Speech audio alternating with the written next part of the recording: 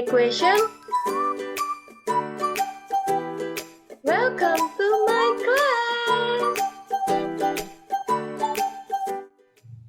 Halo teman-teman, good morning, selamat pagi. Hari ini kita akan belajar tentang alat untuk mengukur berat.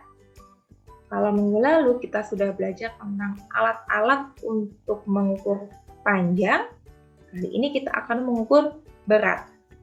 Yang pertama ada namanya analog weighing scale atau skala pengukuran berat yang masih analog.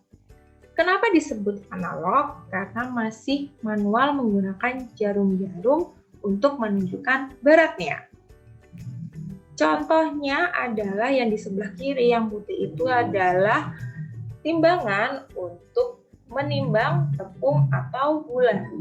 Yang di sebelah kanan itu juga timbangan untuk menimbang beras atau gula dalam berat yang lebih besar.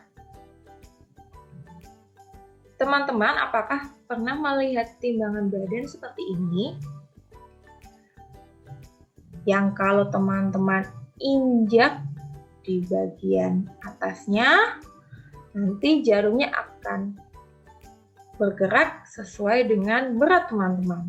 Nah, ini juga masih termasuk alat pengukur berat yang analog karena masih menggunakan jarum untuk menunjukkan berat.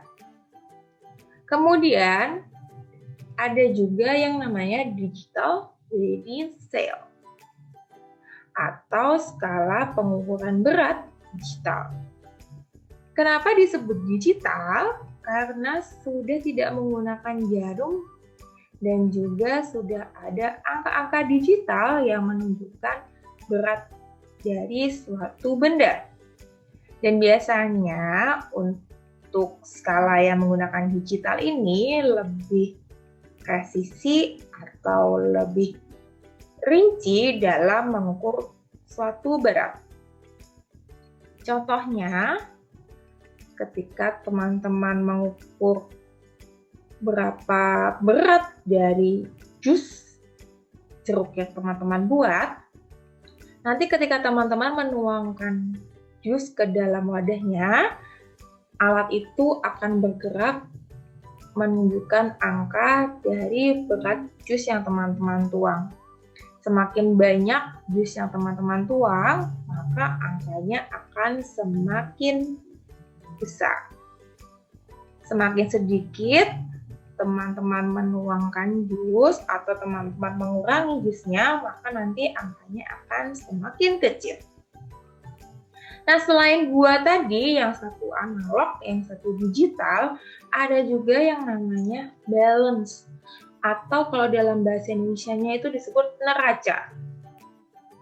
Nah, neraca ini yang paling tradisional dari dua alat yang sudah Bu Mira jelaskan sebelumnya. Karena untuk mengukur suatu berat, dia harus menggunakan dua benda sebagai pembanding. Jadi misalnya kalau benda yang lebih berat, maka nanti dia akan lebih turun, dan benda yang lebih ringan akan lebih naik. Kalau teman-teman lihat di sini, nanti neracanya akan bergerak seperti ayunan.